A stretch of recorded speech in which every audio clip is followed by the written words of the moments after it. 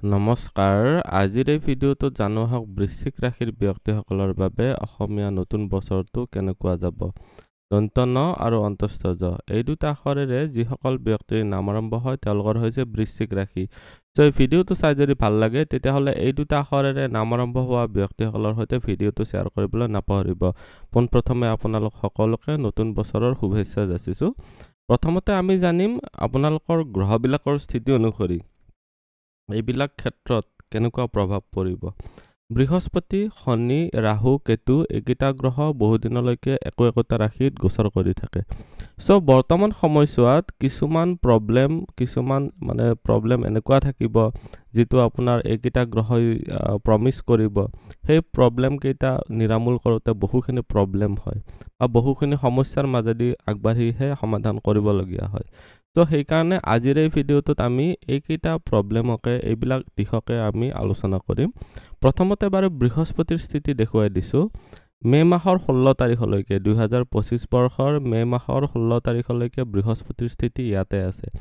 দৃষ্টি পৰিব আপোনালোকৰ ইচ্ছাপূৰ্তিৰ ঘৰত দৃষ্টি পৰিব আপোনালোকৰ ৰাশিত আৰু দৃষ্টি পৰিব আপোনালোকৰ সাহস পৰাক্ৰম বা ভাই ভনীৰ স্থানত বৃহস্পতি গ্ৰহটো এটা হৈছে জ্ঞানৰ কাৰক বুদ্ধিৰ কাৰক সৌভাগ্যৰ কাৰক হয় বৃহস্পতিৰ স্থিতি মে মাহৰ 16 তাৰিখলৈকে যেহেতু ব্যৱসায়ৰ ঘৰত আছে আপোনালোকৰ কাৰণে এটো এটা বহুতেই ভাল স্থিতি বৰ্তমান সময়ছোৱাত বৃহস্পতিৰ দৃষ্টি যেহেতু আপোনালোকৰ ৰাশিত আছে আপোনালোকে নিজৰ জ্ঞান বা বুদ্ধিৰে নিজকে উপস্থাপন কৰিব পাৰিব নিজকে প্ৰমাণ কৰিব পাৰিব নিজকে এটা ধৰিলক প্ৰতিকূল পৰিস্থিতিটো প্ৰব্লেমৰ পৰা বাছি ওলাই আহিব পাৰিব এইখিনি সময়ছোৱাত বৃহস্পতিৰ স্থিতি সপ্তম ঘৰত থকাৰ কাৰণে আপোনালোকে বৰ্তমান সময়ছোৱাত বৃহস্পতিৰ ফালৰ পৰা যথেষ্ট উন্নতি লাভ কৰিব পাৰিব বৃহস্পতি হৈছে এনেকুৱা এটা গ্ৰহ যেটো গ্ৰহই আপোনালোকক বহুত এক্সপানশন দিব পাৰে এক্সপানশন মানে বহুত বৃদ্ধি দিব পাৰে বৃদ্ধিৰ অৰ্থটো এইটোই হৈছে যে আপোনালোকে কিবা এটা কাম কৰিলে উন্নতিৰ জখলাত আপোনালোকক খুব বেগাই উঠাই লৈ যাব পাৰে বৃহস্পতি ৰিলেটেড যদি ব্যৱসায় কৰি আছে পুৰোহিত ন্যায়ালয় ৰিলেটেড কাম মেনেজাৰ এসিস্টেন্ট খুতৰ ব্যৱসায় ফলতৰকাৰী ব্যৱসায় পণ্ডিত ৰাজনীতিক মনোবিজ্ঞানী মানৱ উন্নয়ন এইবিলাক ৰিলেটেড ক্ষেত্ৰত যদি জড়িত হৈ আছে আপোনালোকে পাৰ্টনাৰশ্বিপত যদি কাম কৰি আছে বৰ্তমান সময়ছোৱাত বহুতেই ভাল নিজৰ পতি বা পত্নীৰ ফালৰ পৰা যদি সাপোৰ্ট লাভ কৰিব পাৰে তেতিয়াহলে আপোনালোকৰ যেটো ব্যৱসায়ৰ ক্ষেত্ৰ বিশেষকৈ মই বাৰে বাৰে ব্যৱসায়ৰ কথাটো কিয় কৈছো বৃহস্পতিৰ স্থিতিয়ে আছে আপোনালোকৰ ব্যৱসায়ৰ ঘৰত সো এইখিনি সময়ছোৱাত প্ৰফেশনাল গ্ৰোথৰ কাৰণে বহুত ভাল হ'ল বৃহস্পতিৰ দৃষ্টি পৰিছে ইনকামৰ ঘৰ এইটো এটা দৈনন্দিন যেটো ট্ৰানজাকশন হয় ডেইলি আপোনাৰ সাপোজ ব্যৱসায় কৰিলে উপাৰ্জনটো ডেইলি হৈ থাকে চাকৰিৰ ক্ষেত্ৰত বাৰু মাহৰ মূৰত আহে সো ইয়াতে যেটো দৈনন্দিন উপাৰ্জন বা ইনকামৰ ঘৰ হয় তাতে আপোনালোকৰ বৃহস্পতিৰ দৃষ্টি পৰিছে সো এইখিনি সময়ছোৱাত নিজৰ জ্ঞান বুদ্ধিৰে নিজৰ টেলেন্ট বা নিজৰ স্কিলছৰ সহায়ত এইখিনি সময়ছোৱাত সৌভাগ্যৰ সহায়ত আপোনালোকে উপাৰ্জনত বৃদ্ধি কৰিবলৈ পাৰিব বৃহস্পতিৰ দৃষ্টি ৰাখিত আছে এইখিনি সময়ছোৱাত আপোনালোকৰ পাৰ্সোনালিটি বা যেটো ব্যক্তিত্ব হেতু গুৰু গম্ভীৰ আপোনালোকৰ দেখা যাব বৃহস্পতিয়ে মে মাহৰ 16 তাৰিখলৈকে আপোনাৰ যেটো বাহ্যিক আউটলুক বা পাৰ্সোনালিটি হেতু এটা বহুত ভাল কৰি ৰাখিব ইয়াতে এতিয়া দেখুৱাই দিছো বৃহস্পতিৰ নৱম দৃষ্টি পৰিছে নিজৰ সৰু ভাই ভনী বা পৰাক্ৰম যেটো সৰু খুৰা ভ্ৰমণৰ ঘৰত ইনফৰমেশন টেকনলজি বা আপোনালোকে মিডিয়া হাউস বা এন্টাৰটেইনমেন্ট ক্ষেত্ৰত যদি জড়িত হৈ আছে তেতিয়াহলে বহুতেই বেছি ভাল ফল আপোনালোকে লাভ কৰিবলৈ পাৰিব মে মাহৰ 16 তাৰিখৰ পিছত বৃহস্পতি গ্ৰহটো ইয়াৰ পৰা আহি আপোনালোকৰ অষ্টম ঘৰত যাব আৰু এইটো বছৰৰ বেছিভাগ সময় বৃহস্পতি এইটো অষ্টম ঘৰতে থাকিব অষ্টম ঘৰত বৃহস্পতিৰ স্থিতি থাকিলে কি হ'ব কোনটো সময়ত বাৰু থাকিব হেতু প্ৰথমতে কৈ দিছো 2025 বৰ্ষৰ মে মাহৰ 16 তাৰিখৰ পৰা 19 অক্টোবৰ তাৰিখলৈকে আকৌ 6 ডিসেম্বৰ তাৰিখৰ পৰা আৰম্ভ কৰি 14 এপ্ৰিল 2026 লৈকে এই ডিউৰেশনটোত বৃহস্পতিৰ ফালৰ পৰা যথেষ্ট বেনিফিট লাভ কৰিবলৈ পাৰিব মানে কি বেনিফিট লাভ কৰিব পাৰিব যে কিছুমান বিশেষ বিভাগ যেনেকুৱাকৈ গুপ্ত বিভাগ এষ্ট্ৰলজি ধৰ্মিক কৰ্মিক কাম বা আপোনালোকে যদি গৱেষণা ক্ষেত্ৰত জড়িত হৈ আছে তেতিয়াহলে ভাল বৃহস্পতিৰ ইয়াৰ পৰা সপ্তম দৃষ্টি পৰিব আপোনালোকৰ সেভিংছৰ ঘৰত বৃহস্পতিৰ পঞ্চম দৃষ্টি পৰিব আপোনালোকৰ খৰচৰ ঘৰত বিদেশৰ স্থানত বৃহস্পতিৰ নৱম দৃষ্টি পৰিব আপোনালোকৰ যেটো পঢ়া শুনা সা সম্পত্তি ভূমি যান বাহনৰ ঘৰত এইটো এটা ভাল স্থিতি বৰ্তমান সময়ছোৱাত আপোনাৰ এই যিটো নৱম দৃষ্টি চতুৰ্থ ঘৰত পৰি আছে এইখিনি সময়ছোৱাত আপোনালোকে মাতৃৰ ফালৰ পৰাও ছাপোৰ্ট লাভ কৰিব পাৰিব নিজৰ মাৰ ক্ষেত্ৰতো এইখিনি সময়ছোৱাত খুব ভাল সুস্বাস্থ্য দেখা গৈছে এইখিনি সময়ছোৱা ভালেই পাব বৃহস্পতিৰ দৃষ্টি যেহেতু পঢ়া শুনাৰ ঘৰত আছে আপোনালোকৰ যেটো অকাল সায়েন্সেছৰ ঘৰৰ পৰা আছে আপোনালোকে যদি আধ্যাত্মিক শিক্ষাৰ ক্ষেত্ৰত জড়িত হৈ আছে কোনোবা গুৰুকুলত যদি আপোনালোকে যিবিলাক বৈদিক সায়েন্সেছ হয় যেনেকুৱা ধৰণৰ শিক্ষা যদি গ্ৰহণ কৰি আছে তেতিয়া হলে আপোনালোকে বহুতে বেছি ভাল ফল লাভ কৰিবলৈ পাৰিব গাড়ী মটৰ মাটি বাৰী লোৱাৰ ক্ষেত্ৰতো ভাল দেখা গৈছে বৃহস্পতিৰ দৃষ্টি যেহেতু ধনস্থানত পৰি আছে ধনস্থানৰ মালিকো হয় বৃহস্পতি আৰু বুদ্ধিস্থানৰ মালিকো হয় সো বুদ্ধিস্থানৰ মালিকৰ বৃহস্পতি আপোনালোকৰ এটা সংঘৰ্ষৰ ঘৰৰ পৰা যেহেতু ধনস্থানত দৃষ্টি দিছে সেভিংছ কৰোতে আপোনাৰ পইচা পাতি জমা কৰোতে অলপ এক্সট্ৰা এফৰ্ট লাগিব এক্সট্ৰা এফৰ্ট কৰিলে আপোনালোকৰ ঘৰুৱা সাপোৰ্টটো পাব পাৰিব এইখিনি সময়ছোৱাত ঘৰুৱা ওয়াৰ্কলোড ঘৰুৱা যিবিলাক কাম কাজো এইখিনি সময়ছোৱাত অলপ বৃদ্ধি পাব এক্সট্ৰা কিছুমান লেবাৰ কৰিবলগীয়া পৰিব বুদ্ধিৰে সকলো কাম কৰিব পাৰিব এইখিনি সময়ছোৱাত আপোনালোকে নিজৰ ওপৰত বিশ্বাস ৰাখক আপোনালোকে সেভিংছৰ ক্ষেত্ৰত ধন আগমনৰ ক্ষেত্ৰত একাধিক সোৰ্সৰ পৰাও ধন উপাৰ্জন কৰিব পাৰিব যিসকলে শৰ্টকাট মেথডত যদি পইচা ইনকাম কৰে সাপোজ শেয়াৰ মাৰ্কেট বা জুৱা বা লটাৰী এনেকুৱা ধৰণৰ যিবিলাক হঠাতে টকা পইচাৰ যত বৃদ্ধি হয় তেনেকুৱা ক্ষেত্ৰত আপোনালোকৰ বৃহস্পতিৰ ফালৰ পৰা আপোনালোকে নিশ্চয় ভাল ফল লাভ কৰিবলৈ পাৰিব বৃহস্পতিৰ দৃষ্টি খৰচৰ ঘৰতো আছে এইখিনি সময়ছোৱাত নিজে খৰচৰ ওপৰতো নিয়ন্ত্ৰণ কৰিব পাৰিব যদি আপোনালোকে ঘৰৰ পৰা দূৰত যায় পঢ়ি আছে তেতিয়া হলো আপোনালোকৰ কাৰণে ভাল ঘৰৰ পৰা দূৰলৈকে ইম্পৰ্ট এক্সপৰ্টৰ যদি কিবা ব্যৱসায় কৰি আছে তেতিয়া হলো আপোনালোকৰ কাৰণে ভাল মাজতে বৃহস্পতি গ্ৰহটো আপোনালোকৰ এই কৰ্কট ৰাশিটো সোমাব তুংগী হ'ব কোনখিনি সময়ছোৱাত 19 অক্টোবৰৰ পৰা আৰম্ভ কৰি 6 ডিসেম্বৰলৈকে এই ডিউৰেচনটো বৃহস্পতি আপোনালোকৰ ভাগ্যস্থানতো সোমাব তুংগী হ'ব আৰু আপোনালোকৰ ৰাশিটো দৃষ্টি দিব এইটো এটা ভাল স্থিতি বৃহস্পতিৰ দৃষ্টি পৰিব আপোনালোকৰ পৰাক্ৰমৰ ঘৰত বৃহস্পতিৰ দৃষ্টি পৰিব আপোনালোকৰ সন্তান স্থান বা যেটো বুদ্ধিৰ স্থান বুলি কোৱা হয় তো এইবিলাক ক্ষেত্ৰত সন্তান প্ৰাপ্তিৰ ক্ষেত্ৰত ভাল দেখা দিব সেইখিনি সময়ছোৱাত কনসিভ কৰাৰ ক্ষেত্ৰত ভাল হল ছোৱালীসকলৰ বাবে বৃহস্পতিৰ স্থিতি ভাগ্যস্থানত থাকিলে সুযোগ সুবিধা অপৰচুনিটি দেখা দিব আপোনালোকৰ আকৌ এবাৰ কৈছো এই যিখিনি বৰ্তমান কৈ আছো 19 অক্টোবৰ 2025 ৰ পৰা 6 ডিসেম্বৰ 2025 লৈকে এই ডৰমা সময়ছোৱাত এনেকুৱা দেখা গৈছে যে বৃহস্পতিৰ দৃষ্টি যেহেতু পৰাক্ৰমৰ ঘৰত পৰিব আপোনালোকে এইখিনি সময়ছোৱাত সাহস পৰাক্ৰমৰ জৰিয়তে নিশ্চয় বেনিফিটেড হ'ব পাৰিব বৃহস্পতিৰ দৃষ্টি যেহেতু ৰাখিত আছে এইখিনি সময়ছোৱাত বৃহস্পতিৰ ফালৰ পৰা আপোনালোকে নিশ্চয় বেনিফিটেড হ'ব পাৰিব বৃহস্পতিৰ ইয়াৰ পৰা যেহেতু আপোনালোকৰ ৰাখিত দৃষ্টি দি আছে সো আপোনালোকে এটা কি হয় যে আপোনালোকে এনেকুৱাকৈ ভাবক যে নিজৰ গুৰু বা পিতাৰ ফালৰ পৰা পৰামৰ্শ লৈ যদি আগবাঢ়িব পাৰে তেতিয়া হলে আপোনালোকৰ কাৰণে সবচে বেছি ভাল হ'ব বা বেনিফিটেড হ'ব পাৰিব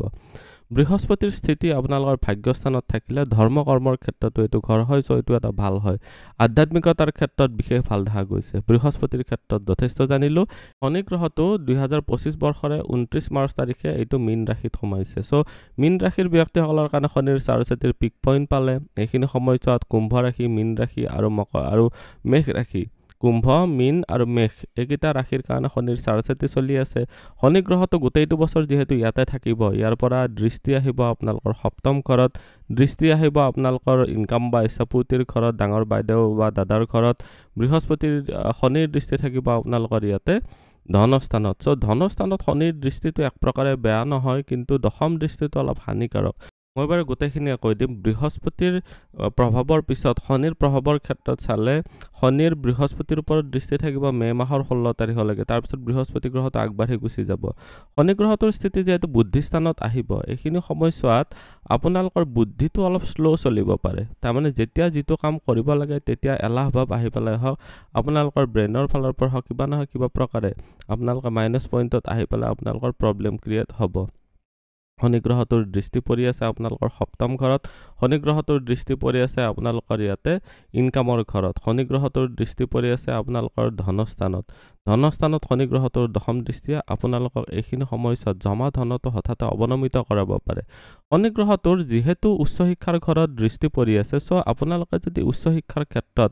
মানে ডিগ্ৰী লেভেল মাস্টাৰ্স ডিগ্ৰী বা পিএইচডি বা গৱেষণা ক্ষেত্ৰত যদি পঢ়ি আছে তেতিয়া হলে আপোনালোকৰ কাৰণে ভাল হ'ব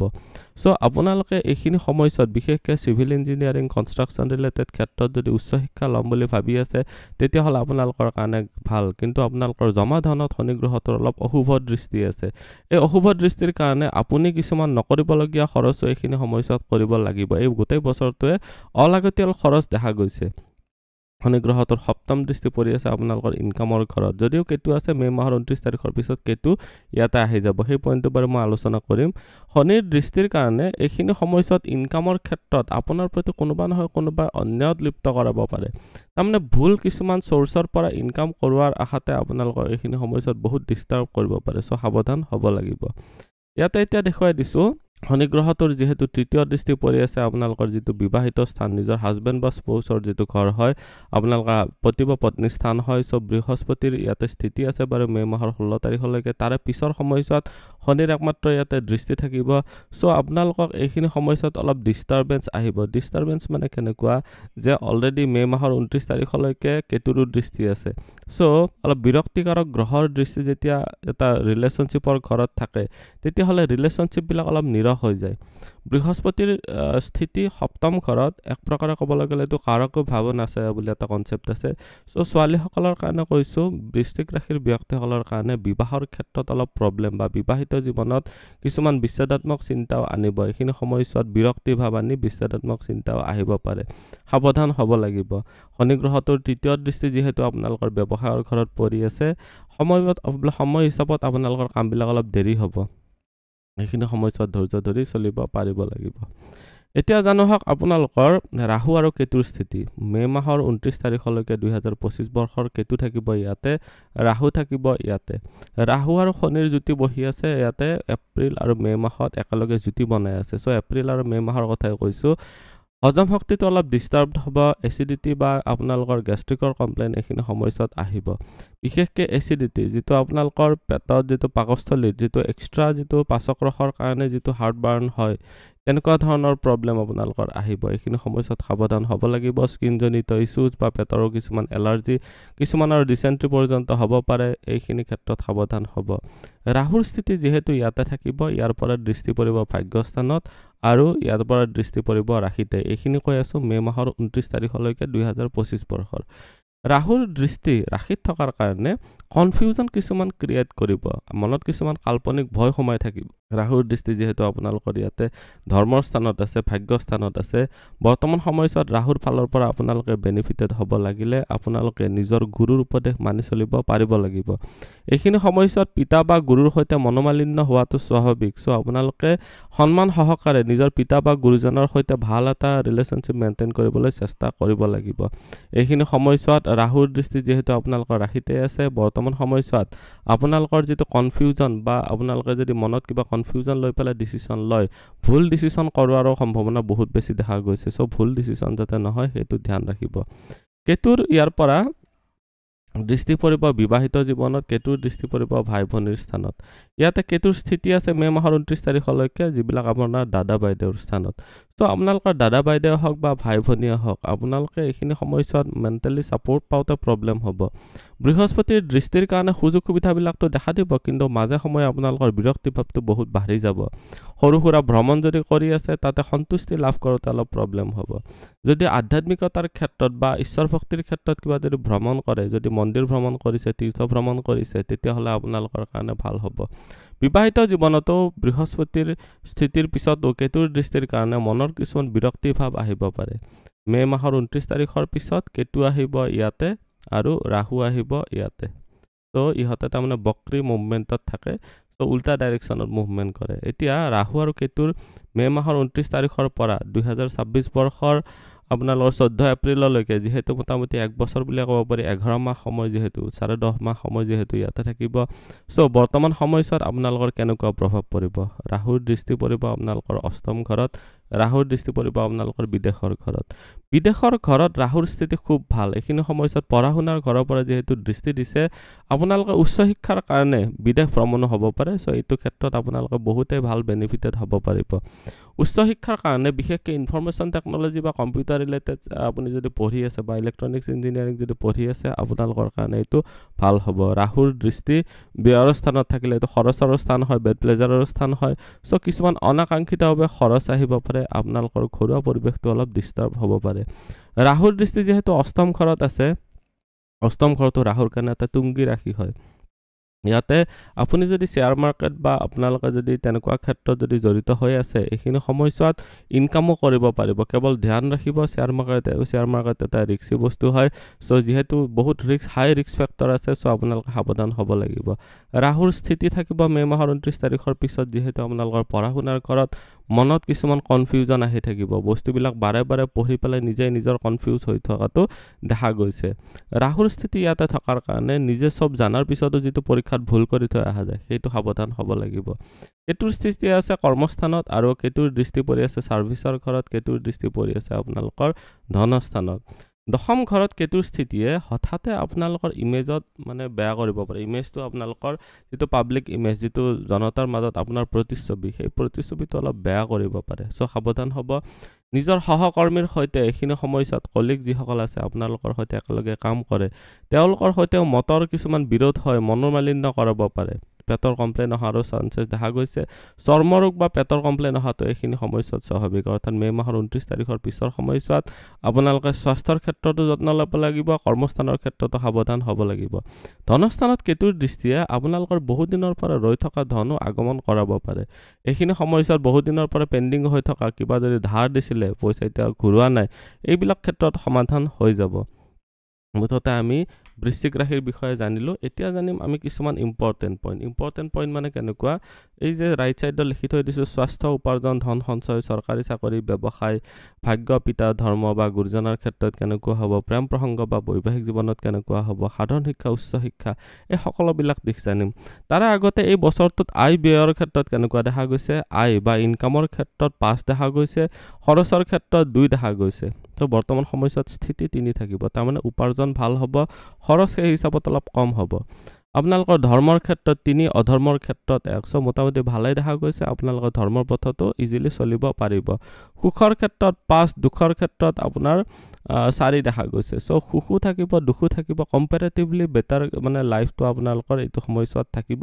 কিন্তু মাজে মাজে কিছুমান কমপ্লেইনো আহিব পাৰে দুখৰ সৃষ্টিও হ'ব পাৰে অলপ সাৱধান হ'ব লাগিব ধৈৰ্যৰ ক্ষেত্ৰত 5 উন্মত্তৰ ক্ষেত্ৰত 7 সো আপোনালোকৰ ধৈৰ্যটো কম আৰু অধৈৰ্যটো অলপ বেছি দেখা গৈছে উন্মত্ত মানে আপোনালোকৰ কোনো ধৰণৰ ডাঙৰ ডিসিশন আপোনালোকে মতলবত আহি পেলাই বা সংগ্ৰাগত আহি পেলাই নকৰিব নিদ্ৰাৰ ক্ষেত্ৰত 6 জাগ্ৰতৰ ক্ষেত্ৰত 1 টোপনি বেছি দেখা গৈছে তাৰ মানে আপোনালোকৰ ফিজিক্যাল যেটো ষ্টেমিনা অলপ ডাউন থাকিব এইখিনি সময়ছোৱাত টোপনি বাৰু ভাল আহিব কিন্তু আপোনালোকৰ লাইফটোত বহু সময় এলাহ বা আপোনালোকৰ আলস্য ভাবৰ কাৰণে ওয়েস্ট হ'ব বা আপোনালোকৰ অথলে যাব সুখিলৰ ক্ষেত্ৰত 0 কুৰুপৰ ক্ষেত্ৰত 2 দেখা গৈছে সো আপোনালোকৰ যেটো বাহ্যিক আউটলুক হেতু অলপ ভালদৰে মেইনটেইন কৰিবলৈ চেষ্টা কৰিব লাগিব এইটো আপোনালোকৰ বছৰটোৰ আৰম্ভণিতে যদি চাও আপোনালোকৰ কিছুমান ৰক্ত দূষিত হয় কষ্ট তেজত কিছুমান উপাদানৰ কম বেছি হৈ পেলে যেটো প্ৰবলেম হয় পিত্ত ৰোগ যদি হয় এইবিলাক ক্ষেত্ৰত সাৱধান হ'ব অস্ত্ৰোপচাৰ হোৱাৰ সম্ভাৱনা দেখা গৈছে ৰাহু আৰু শনিৰ যদি পঞ্চম ঘৰত থকাৰ কাৰণে শৌচৰ ৰিলেটেড কিছুমান পাইলছৰ প্ৰবলেম হয় তেনেকুৱা প্ৰবলেম দেখা গৈছে দাঁতৰ অসুখৰ সংখ্যা থাকিব ষষ্ঠ ঘৰত ৰবিৰ অৱস্থানে আপোনালোকৰ এইখিনি সময়ছোৱাত তাৰমানে চকুৰ অসুখ বা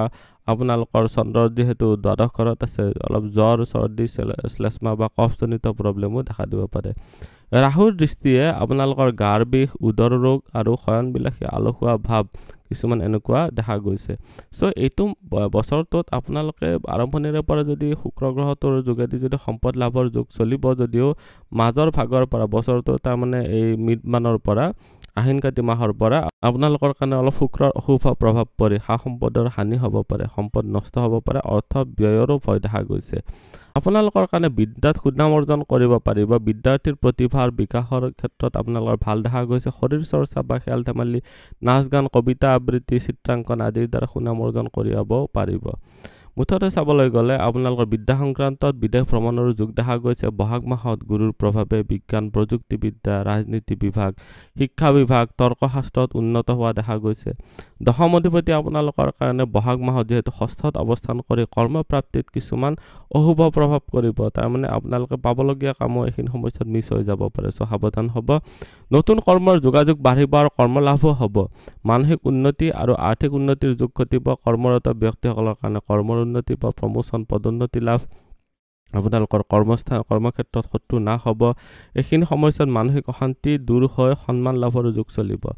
ধন বা ব্যৱসায় বাণিজ্যৰ ক্ষেত্ৰত চালে বছৰটোৰ আৰম্ভণিৰে পৰাই আপোনালোকৰ ধনাগমনৰ যুগটো উন্নত হ'ব। বৃহস্পতিৰ দৃষ্টিও থাকিব ধনস্থানত। চ' কৰবাৰ নহয় কৰবাৰ পৰা টকা পইচা আহি যাব। আত্মীয় কুটুম্বৰ সৈতে মিলা প্ৰীতি বাঢ়িব, বন্ধু লাভ হ'ব, সন্মান লাভৰো যুগ চলিব। জেঠ মাহৰ পৰা গুৰু অষ্টমত যিহেতু থাকিব, এইখিনি সময়ছোৱাত বছৰটোৰ শেষলৈকে খৰচৰ মাত্ৰাটো অলপ বৃদ্ধি কৰিব আৰু দ্বিতীয় স্থানত সপ্তম দৃষ্টি থকাৰ কাৰণে আয় বৃদ্ধিৰো যুগ বনিব। বিভিন্ন উৎসৰ পৰা আপোনালোকে উপাৰ্জনৰ বৃদ্ধিৰো সুযোগ সুবিধা পাব।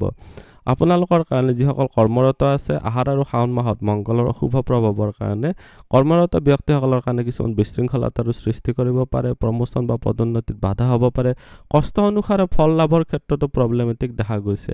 জেঠ মাহৰ পৰা কেতু কৰ্মস্থানত যিহেতু অৱস্থান কৰি বছৰটোৰ শেষলৈকে কৰ্মপ্ৰাৰ্থীৰ কৰ্মলাভত অলপ বাধাৰ যুগ দেখাইছে। যোগাযোগ বিচ্ছিন্ন আৰু কৰ্মৰত ব্যক্তিসকলৰ মানসিক উদ্বিগ্নতা বৃদ্ধি আৰু কৰ্মব্যস্ততা আদিত বৃদ্ধি হৈ খেলিমেলিৰ যুগ চলিব। বিদ্যাৰ ক্ষেত্ৰত বিশেষ বেয়া নহয়। আপোনালোকে প্ৰাথমিক বিদ্যাৰ কাৰণে বছৰটো শুভ। ক্লাছ 5ৰ পৰা ক্লাছ 12লৈকে যিসকলে পঢ়ি আছে তেওঁলোকৰ কাৰণে ভাল। উন্নত মানৰ বিদ্যা লাভৰ সুযোগ পাব। বিদ্যাৰ লগতে খেল ধেমালি, নাচ গান, চিত্ৰাংকন আদিৰ জৰিয়তে প্ৰতিভাৰ স্বীকৃতি লাভ হ'ব। ইঞ্জিনিয়াৰিং, ৰাজনীতি, প্ৰশাসনিক বিদ্যা, বাণিজ্যিক বিভাগ, পৰিৱেশ বিজ্ঞান আদিত বিদ্যাৰ্থীয়ে সুফল লাভ কৰিব পাৰিব। এতিয়া প্ৰেম প্ৰসংগ বা বিবাহৰ ক্ষেত্ৰত চালে আপোনালোকৰ বছৰটোৰ শেষলৈকে প্ৰেমৰ যিসকল প্ৰাৰ্থী আছে প্ৰেম প্ৰণয়ত উৎসাহ বৃদ্ধি হ'ব, আনন্দ লাভ হ'ব, বন্ধু লাভ হ'ব, বন্ধুৰ দ্বাৰা সহায় সহানুভূতি লাভৰো যুগ দেখা গৈছে। আপোনালোকৰ গুৰুৰ পৰা পঞ্চম দৃষ্টি যিহেতু আপোনালোকৰ প্ৰেমৰ স্থানত পৰিব। চ' আপোনালোকৰ সপ্তম স্থানত থকা গুৰুৰ অৱস্থান হোৱাত বছৰটোৰ আৰম্ভণিতে বিবাহ প্ৰাৰ্থীৰ বিবাহৰ যোগাযোগটো উন্নত হ'ব। চ' এতিয়া স্বাস্থ্যৰ ক্ষেত্ৰত চালে কিছুমান ক্ষেত্ৰত আপোনালোকৰ শাৰীৰিক ক্ষেত্ৰত অশুভ প্ৰভাৱো থাকিব। তেজৰ কিছুমান কমপ্লেইন, কিছুমান তেজত ছাপ'জ কাৰোবাৰ হিমোগ্ল'বিন কমি গৈছে, কাৰোবাৰ থাইৰয়ডৰ বাঢ়ি গৈছে, এনেকুৱা ধৰণৰ প্ৰব্লেম আহিব। শৌচ বা দন্ত ৰিলেটেড বা দাঁতৰ ৰিলেটেড পীড়া, ৰক্তহীনতা আদিতো ভুগিব পাৰে। আপোনালোকৰ ৰক্তহীনতা ইয়াতে যিটো তেজৰ পৰিমাণ কমি যোৱা বা হিমোগ্ল'বিনৰ কমি যোৱাটোকে ৰক্তহীনতা বুলি কোৱা হয়। চ' আপোনালোকৰ লগতে উদৰ ৰোগ বা আঘাতপ্ৰাপ্ত হোৱা, আলস্য ভাৱ, মানসিক অশান্তি আদিৰ দ্বাৰা আপোনালোকৰ অলপ অশুভ প্ৰভাৱ পৰিব। এতিয়া প্ৰতিকাৰ কি কৰিব? আপোনালোকে ডেইলি পাৰিলে হনুমান চালিচা পঢ়িব, বগলা মন্দিৰত পাৰিলে চাকি জ্বলাব। কৰ্মৰ উন্নতিৰ বাবে আপোনালোকে জেঠ মাহত পাৰিলে চন্দন ভোজন কৰি বা ধূমাৱতী পূজা কৰিব পাৰিলে আপোনালোকৰ কাৰণে সুফল পাব। অষ্টমৰ গুৰুৰ বাবে বৃহস্পতিবাৰে নিৰামিষ ভোজন কৰিব। গ্ৰহৰ ধাতুমূল, ৰত্ন ও কবচ আদি ধাৰণ কৰিব পাৰিব, কিন্তু ৰত্ন বা কবচটো সচৰাচৰ নিজৰ জন্মকুণ্ডলী অধ্যয়ন কৰিহে পিন্ধিব লাগে। মন্ত্ৰ উচ্চাৰণ সকলোৱে কৰিব পাৰে, কিন্তু তাৰেও কিছুমান পদ্ধতি থাকে। তাৰে উপৰিও আপোনালোকৰ যেতিয়া গ্ৰহৰত্ন বা আপোনালোকৰ যদি কোনোবা গছৰ শিপা বা মূল যদি আপোনালোকে ধাৰণ কৰিবলগীয়া হয়, এইটো ক্ষেত্ৰত এষ্ট্ৰলজাৰৰ ৰিকমেণ্ডেশ্যন লৈহে কৰিব। আজিৰ এই ভিডিঅ'টোত আমি বৃশ্চিক ৰাশিৰ ব্যক্তিসকলৰ বাবে অসমীয়া নতুন বছৰটো কেনেকুৱা যাব গোটেইখিনিয়ে জানিলোঁ। ভিডিঅ'টো চাই কেনেকুৱা লাগিলে কমেণ্টত নিশ্চয় জনাব। আপুনিও যদি আপোনাৰ বিষয়ে জানিব বিচাৰে তেতিয়াহ'লে হোৱাটছএপত কণ্টেক্ট কৰিব পাৰে। ধন্যবাদ। এইটো ভিডিঅ'ত আগবঢ়োৱা জ্ঞানখিনিৰ পৰা যদি আনৰো উপকাৰ হ'ব ভাবে তেনেহ'লে বন্ধুবৰ্গ, আত্মীয় স্বজন আৰু চিনাকি মানুহৰ সৈতে শ্বেয়াৰো কৰিব। আপোনালোকে নেক্সট ভিডিঅ' কিহৰ ওপৰত চাব বিচাৰে কমেণ্টত জনাব। ধন্যবাদ।